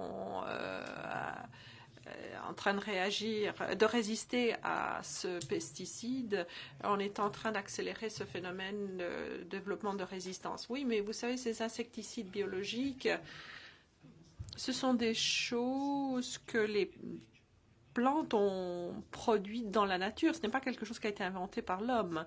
Ils ont pris une plante qui normalement résiste à un insecte, compris ce qu'il y avait dans cette plante qui résiste à cet insecte et l'ont transféré à un produit autre. Donc les herbicides qui nous sont utilisés sont pas très spécifiques. Ils ne vont pas simplement tuer un insecte, mais toute une série d'insectes.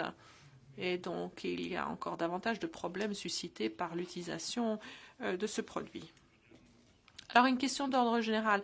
Vous avez parlé du problème de Facebook, j'imagine. Enfin, c'est à Facebook que vous faisiez allusion et les sociétés pharmaceutiques qui ne sont pas autant cotées dans notre civilisation.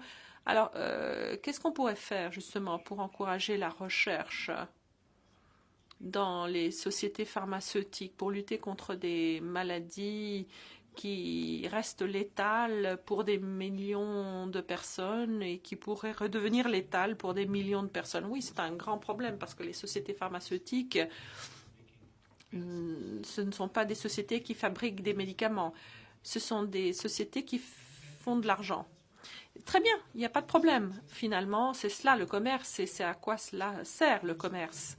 Donc, il y a plusieurs façons de voir les choses. On ne peut pas s'attendre à ce qu'une société pharmaceutique dépende des millions de dollars s'il n'y aura pas de rendement, de retour sur investissement. Alors, il faudra envisager un autre modèle d'entreprise. Par exemple, il y a un programme de médicaments pour les maladies orphelines et ce n'est pas très rentable pour les sociétés d'investir dans ce genre de développement, sauf si on leur garantit un retour sur investissement. Dans certains pays, aux États-Unis d'Amérique, il y a des programmes de médicaments pour lutter contre les maladies orphelines. Simplement, il y aura une garantie par le gouvernement pour s'assurer que les sociétés pharmaceutiques investissent pour essayer de trouver un médicament pour lutter contre ces maladies orphelines.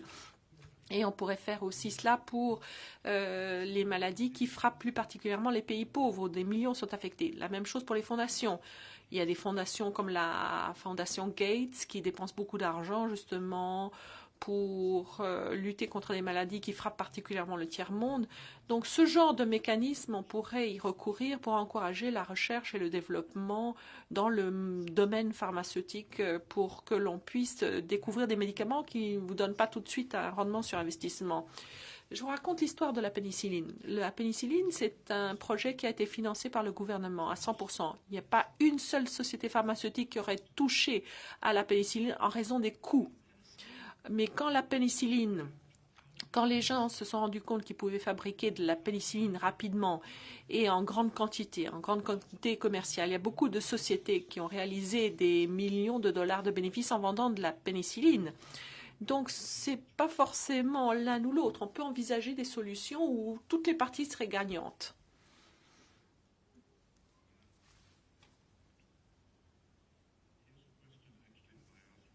Une question que j'avais posée à Rod McKinnon au début de la semaine.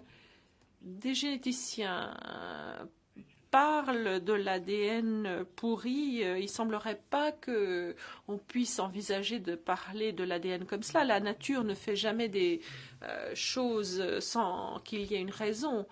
Alors, vous savez, ça va dans un sens et ça repart dans l'autre sens. Quand on a compris que l'ADN que l'ADN existait, on s'est rendu compte que la partie qui encodait pour la partie protéique, c'était une toute petite partie de l'ADN. On s'est demandé, mais alors à quoi sert toute cette ADN? Et c'est à ce moment-là qu'on a parlé d'ADN pourri.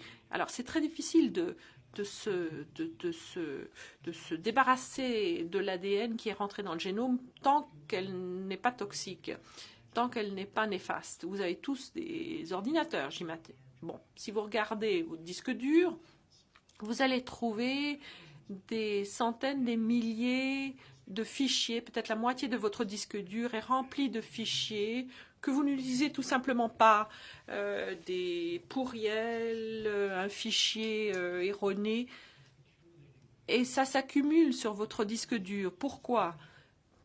Parce que ça vous prendrait du temps, de l'énergie pour nettoyer votre disque dur. Vous le laissez faire, vous le laissez vivre tel quel.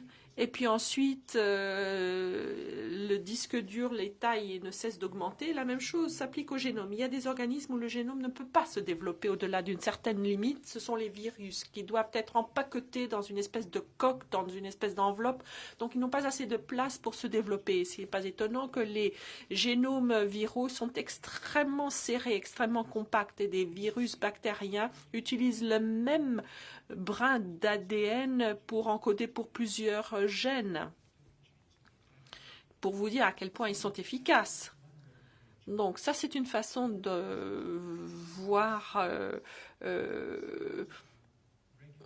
les ADN poubelles. Bon, la partie poubelle contient également des signaux. On s'est rendu compte que beaucoup de cet ADN, qu'on pensait être l'ADN poubelle, contenait en fait des signaux pour créer des petites molécules ARN qui peuvent contrôler des gènes qui contiennent d'autres sortes d'informations.